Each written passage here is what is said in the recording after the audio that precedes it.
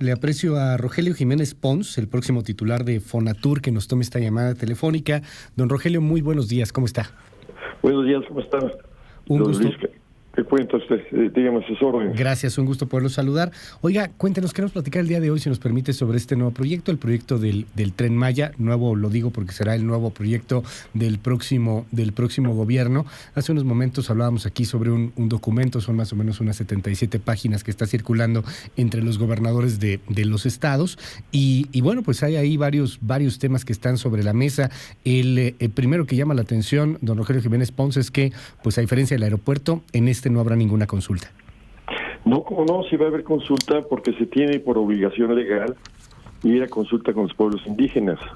Eso se está preparando ya, se está empezando, inclusive hay un procedimiento que tiene que ser en sus términos, en sus lenguas.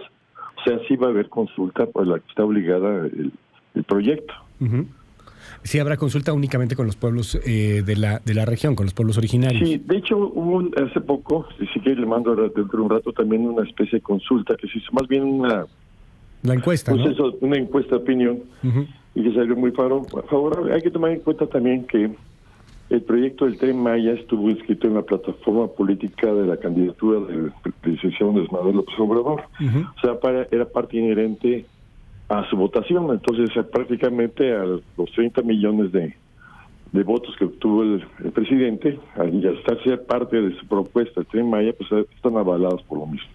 Oiga, dígame algo, el Tren Maya, uno puede buscar inspiraciones. No estoy diciendo que uno copie proyectos, pero uno busca inspiraciones. Sí. A lo mejor uno ve un edificio y dice, mira, como este edificio que está en Nueva York, estaría padre que estuviera acá, o como aeropuerto que está en tal lugar, acá estaría padre, o en fin, o sea, es como una inspiración. ¿En qué nos estamos inspirando? ¿En qué nos estamos basando en el Tren Maya? ¿Hay algún proyecto similar? Porque uno pensaría un tren que pase entre la selva, pues se escucha buena idea, podría ser un buen detonante turístico, se escucha bien de entrada, pero ¿hay alguien ya que lo haya hecho? ¿Nos basaremos en algo? Mire, yo creo que hay mucha experiencia mundial. Ajá, de trenes de este tipo, los trenes turísticos. México tiene el Chepe, en Perú están los de Machu Picchu, en Malasia y en zonas así de Borneo hay trenes de la selva. Pero fíjese que sí hay inspiración en todo ese tipo de trenes, inclusive hasta en los expresos de Oriente.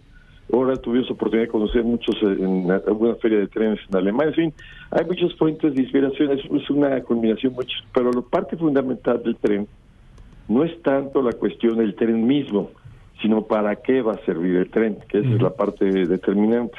Porque el tren no es solamente un proyecto de comunicación, es un proyecto de desarrollo. ¿Y a qué me refiero con esto?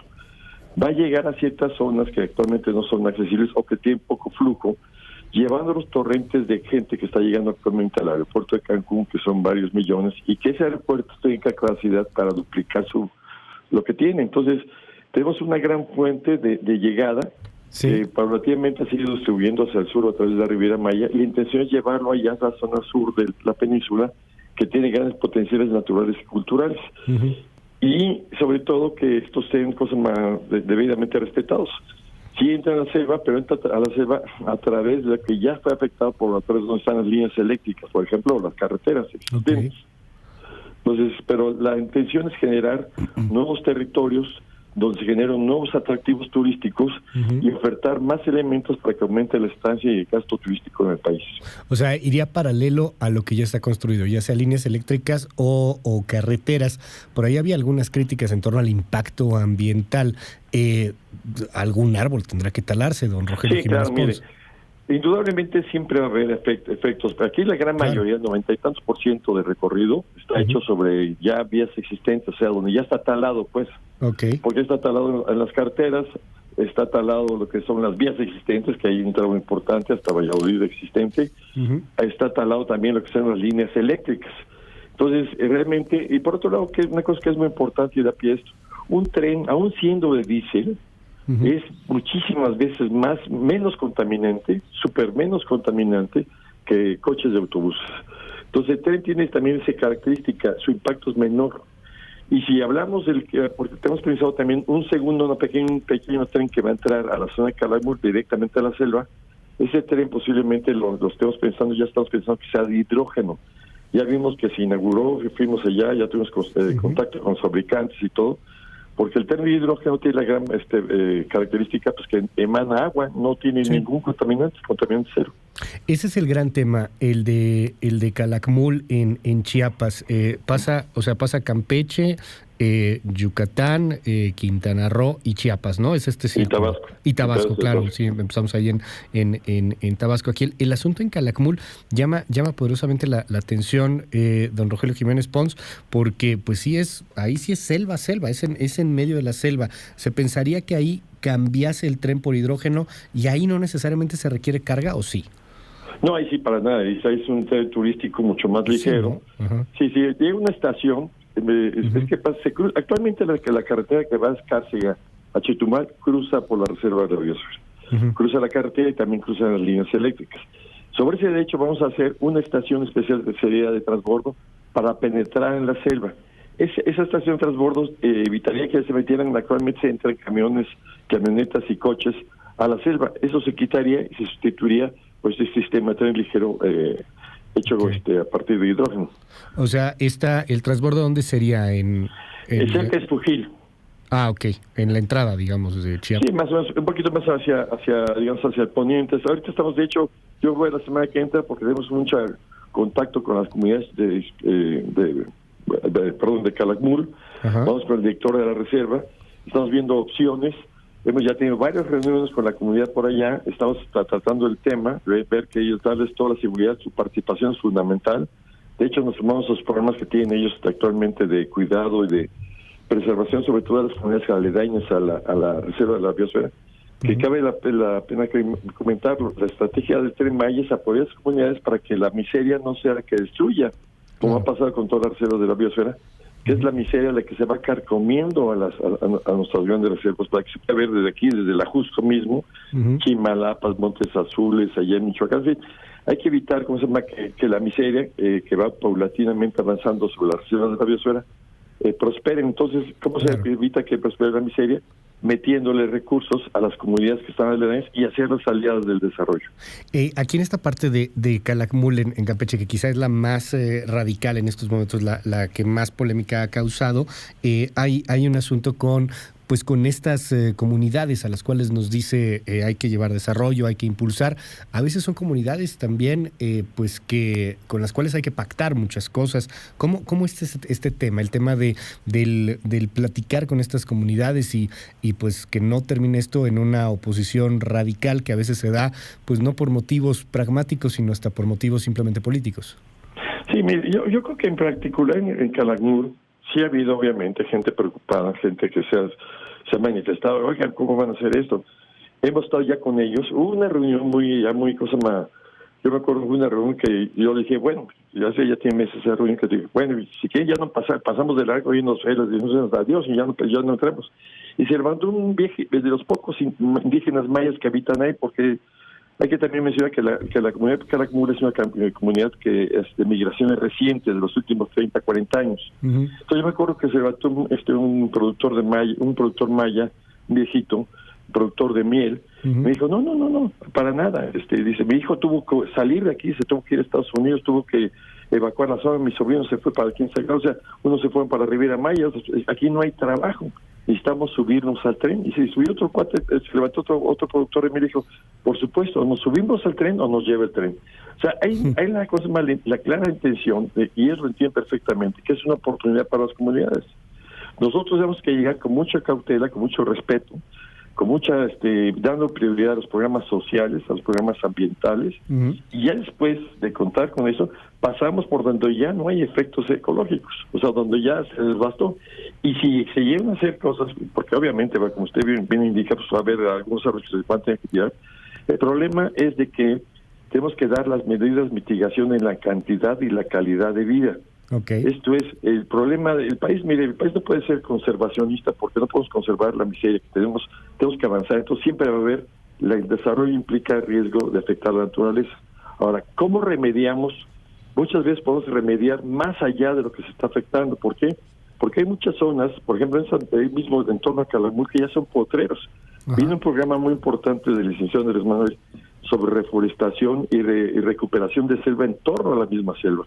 Actualmente la reserva de la biosfera tiene 730,000 hectáreas. junto con unas reservas forestales que tiene el gobierno del estado de Campeche y otras cosas que se pueden añadir, podemos llegar a más de 1 millón de hectáreas de la propia reserva de Calakmul. O sea, en lugar de perjudicar todo eso, ¿por qué lo beneficia? Por el simple hecho que va a haber inversión, y la inversión puede, si hay, ahora sí, como dice el dicho, si hay pueblos saldrán entre las correas.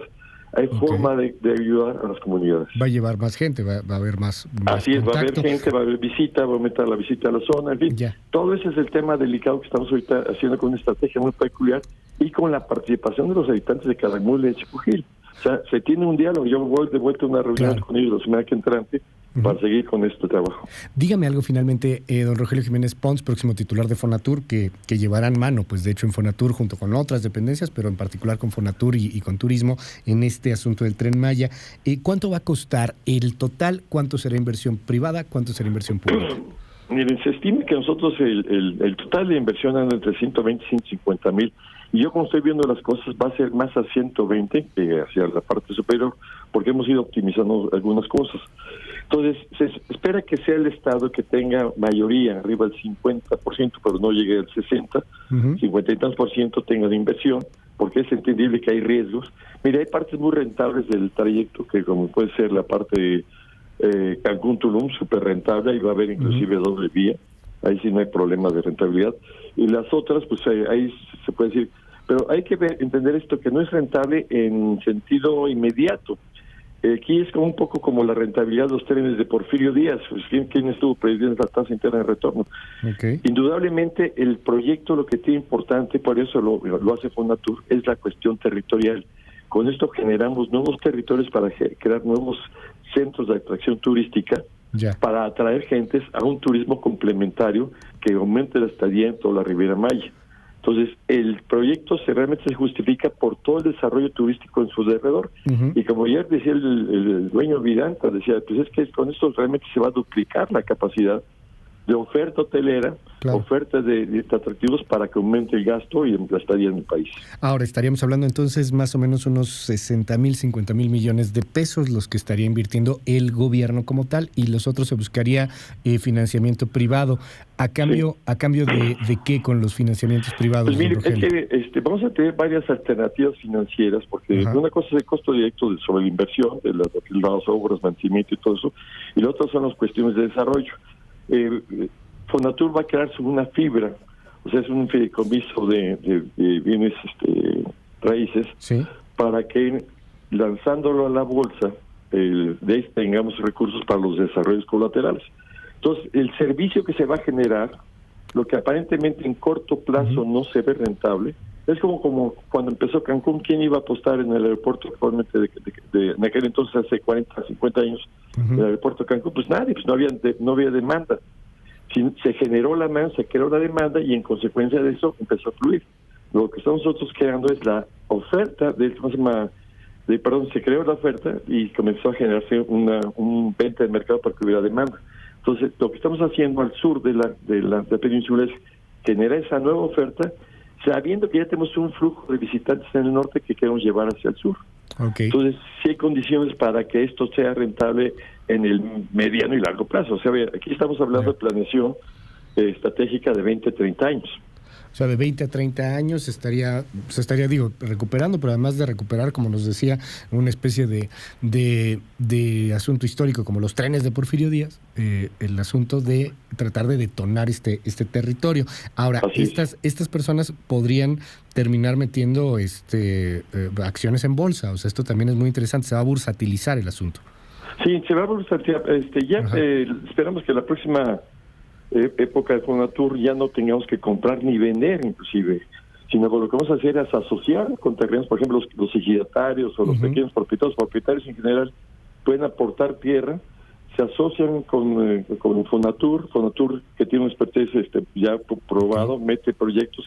Si estos proyectos son calificados correctamente por el mercado, no por un político ni un burócrata, sino por el mercado, y es negocio, entonces sí se lanza a la bolsa y en consecuencia la gente puede empezar a invertir. Entonces eso tiene dos propósitos: democratizar el capital, porque cualquiera puede participar con unas desde 5,000 pesos, y segundo, hacer que Fonatur tenga un gobierno transparente en la parte de los proyectos de desarrollo, ¿Por qué? Porque estamos obligados a la transparencia administrativa en términos de que nos está vigilando la Bolsa Mexicana de Valores.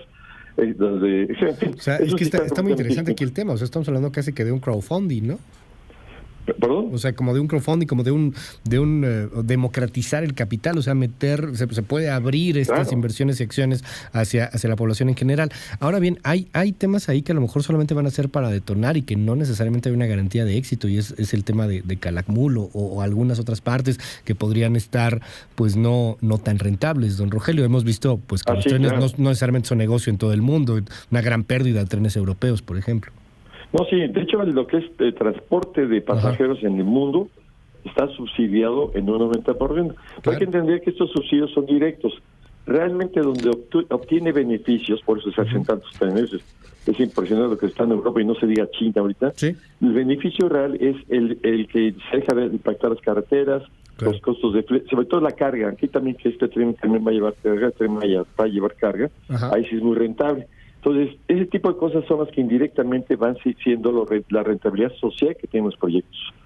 Directamente el precio, pues obviamente es difícil cargarle todas las cosas, pero si nosotros prorrateamos todos con el desarrollo, sí es muy rentable. Pues finalmente fueron ya a ver trenes inclusive de hidrógeno, o sea, vagones de hidrógeno, trenes de hidrógeno que no contaminan para algunas zonas. Y ha llamado mucho la atención este tema de las licitaciones. Si ya vieron un fabricante, a lo mejor es mejor irse con ese fabricante, pero una invitación directa puede generar ahí asuntos también de corrupción. Nos habla usted de transparencia. ¿Qué nos dice ahí al respecto? ¿Cómo podrá ser este proceso en torno a licitación o no licitación? Sí, nosotros tenemos que poner así que el piso parejo para todos. Okay. Obviamente hay una condición muy interesante que mencionó el presidente, de que pues, hay posibilidad de que en se producen vagones, no locomotoras, vagones. Entonces nosotros tenemos que ser muy cuidadosos de cómo darle participación para que la gente tenga confianza en concursar las grandes empresas internacionales sobre lo que es material rodante, sobre lo que es construcción de infraestructura, etcétera, ¿no? Entonces nosotros tenemos que también darles es un diseño muy complejo de la licitación, que estamos sobre eso. Tenemos gente especializada de otros concursos importantes a nivel internacional que nos están asesorando, pero nosotros tenemos que forzosamente generar un piso parejo, que las licitaciones, las primeras que saldrán en diciembre, estén así con esa consideración, independientemente que vamos a hacer algunas obras en diciembre que se harán por administración, o sea, las obras complementarias, obras inducidas, por decir algún tema, ¿no? Hay algunos puentes donde por abajo va a pasar el puente al lado de la carretera que tiene ahorita 5.50 de gálibo, que es la altura del piso a la parte baja. Eso tiene que aumentarse 2 metros. Entonces hay mucha obra inducida que se tiene que hacer, que se puede hacer por administración, y sobre todo con un propósito de darle juego a los grupos locales, a los pequeños empresarios de construcción que están en los municipios, para que no vean pasar nada más el desarrollo. Entonces esta primera etapa de ahoritas va a ser para distribuir mucho capital entre muchos frentes. Pero sí, regresando a la pregunta, sí tenemos que generar las condiciones claras y precisas que la licitación esté a prueba de balas. La licitación a prueba de balas, pues estaremos dándole seguimiento al tema. ¿Cuándo veremos el tren, las primeras partes del tren? ¿Cuándo nos podremos comenzar a subir ahí? Bueno, comenzar a subir, yo creo que en 4 años ya están las pruebas ya finales, ya está circulando el tren, porque tenemos que terminar toda la vida en 4 años. ¿Todo? Y ya paralelamente, el año que entra, yo creo que por finales del 19-20 se empezará a hacer ya la cuestión específica del material rodante. Okay. Hay tiempo para eso, o sea, lo que es locomotoras y vagones, hay tiempo para eso. Pero mientras ahorita la construcción que está dividida en distintas partes, ¿no? El proyecto ejecutivo inclusive está la parte donde falta. Es que el público debe saber que ya existe una vía que va desde Palenque hasta Valladolid, allá en Yucatán, en norte de Yucatán, y esa primera parte ya se tiene un proyecto que se está actualizando, simplemente se está modernizando ese proyecto, porque es una categoría TS de clase 3 y ahora va a ser clase 5 por la cuestión de la velocidad, que va a ser 160, pero ya se tiene ya prácticamente ese tramo listo, y ese es el que sería por ejemplo, porque hoy ya están estas vías, pero es la mitad de don Rogelio Jiménez Pons, y la otra mitad es la que está compleja, ¿no? La de Calakmul, la de Bacalar, la de Tulum. Sí está compleja, porque inclusive tenemos muchas zonas de cenotes, y parece que nos está ayudando el Instituto de Geofísica de la UNAM, está metido con nosotros viendo algunas cosas. Está otros institutos de Yucatán que tienen muy bien monitoreados. Pero fíjese que por eso, lo que sale a concurso de licitaciones, esa parte que todavía no se tiene más que trazos preliminares, esa va a ser el proyecto ejecutivo, que se licita el proyecto ejecutivo de esa mitad. Y la otra mitad que ya se tiene, es donde un poquito más de la mitad, es donde entra la licitación de obras, las licitaciones de obras, las primeras. Vamos a darle ahí seguimiento a este tema. De ¿Cuánto va a correr? Por ejemplo, de Palenque a Valladolid, ¿cuánto haremos? Palenque a Valladolid yo calculo unas 8 horas más o menos, 8 o 9 horas. 8 o 9 horas. ¿La velocidad del tren será de cuánto? Hasta 160. 160, ok. Pero ahorita el tren que andaba, el diseño preciso de clase 3, que para un tren de carga que va de Palenque a Valladolid es de 40 kilómetros. Todos tenemos que aumentar. Significa algunas rectificaciones de curvas, de pendientes, etcétera, para darle esa capacidad y de seguridad, sobre todo aquí en un factor de seguridad fundamental. Claro. Rogelio Jiménez Pons, próximo titular de Fonatur, gracias por la comunicación esta mañana. Don Luis Cárdenas, estoy a sus órdenes. Muy buenos días, gracias.